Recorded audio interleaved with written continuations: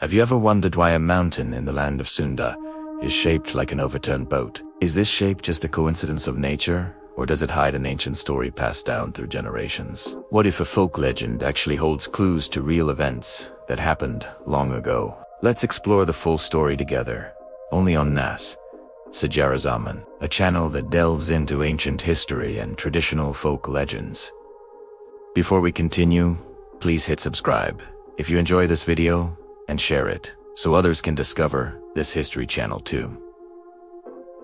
Now, here is the story. This is the tale of Mount Tangkuban Perahu, a folk legend that lives between myth, history, and the collective memory of the Indonesian people. Mount Tangkuban Perahu is located in West Java, not far from the city of Bandung. It is known as an active volcano and also stands as one of the natural and cultural icons of the Sundanese people. For centuries, local communities haven't seen this mountain as just a natural landscape, but as part of an ancestral story rich with meaning and symbolism. The story of Tangkuban Perahu is widely known as a folk tale, not a written historical record like an inscription or a royal manuscript. However, this story has been passed down orally, retold from parents to their children, and has become a vital part of Sundanese cultural identity. In historical and cultural studies, such folk stories are understood as folklore tellies that may not be entirely factual, but often have roots in real events, natural conditions,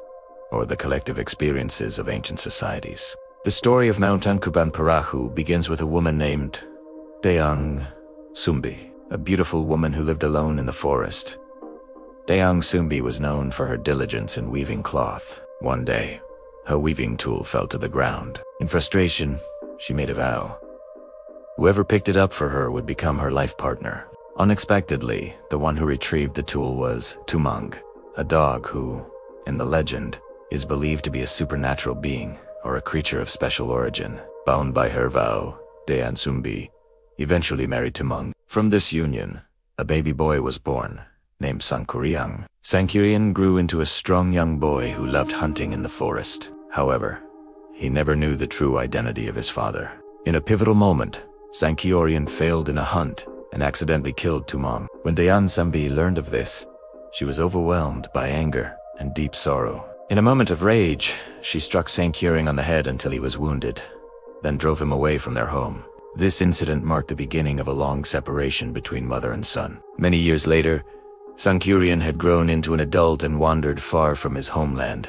Fate eventually led him back. There, he encountered a beautiful woman whom he did not recognize. She was Dayang Sumbi, who, according to the legend, remained eternally young due to divine blessings. Unaware that she was his own mother, Sangkuriang fell in love and intended to marry her. Dayang Sumbi nearly accepted his proposal, until one day she noticed the scar on Sangkuriang's head mark that reminded her of a painful event from the past. At that moment, Dayang Sumbi realized the shocking truth.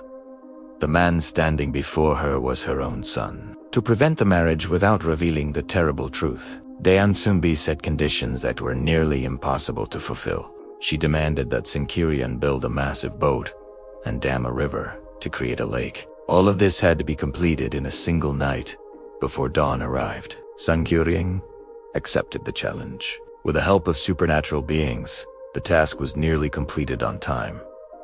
Seeing this, Dayang Sumbi panicked. She sabotaged Sangkuriang's effort by creating the illusion of dawn spreading light and making roosters crow earlier than usual. Believing he had failed, Sangkuriang was consumed by rage. In his anger, he kicked a nearly finished boat. The boat overturned and, according to legend, transformed into Mount Tangkuban Perahu, which in the Sundanese language means the overturned boat. So, how does this incredible legend connect to reality? Let's look at some interesting facts and theories. Geologically, Mount Tangkuban Perahu is an active volcano formed by volcanic activity thousands of years ago. Some cultural researchers suggest that the legend of Sangkuriang may have been an ancient way for people to explain natural phenomena, like volcanic eruptions or dramatic changes in the landscape. It's a way of making sense of the powerful and sometimes terrifying world around them.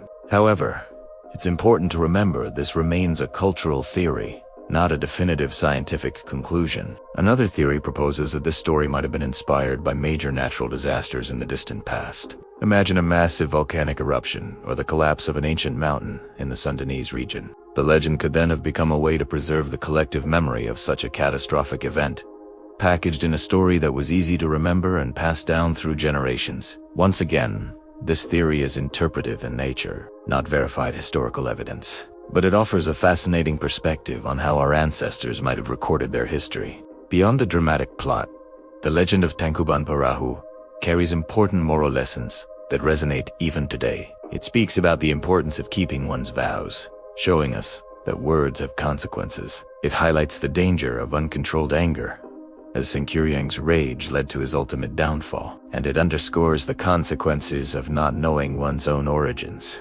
These timeless values are a key reason why the story continues to be told and cherished. The story of Mount Tangkuban Perahu is not just a legend about forbidden love and rage. It reflects how ancient people understood nature, destiny, and the complex relationships that span generations. Is this tale purely folklore, or does it contain traces of real events that have transformed into legend over time? Between natural facts and human imagination, stories like this remind us that history isn't always written on stone or in ancient texts. Sometimes it lives on through the stories we tell each other, passed from mouth to mouth. What do you think? Is the legend of Tangkuban Perahu just a fairy tale?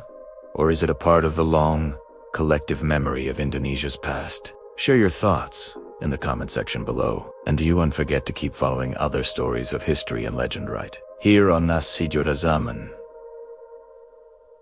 History always holds more secrets than we can possibly imagine. Thanks for watching.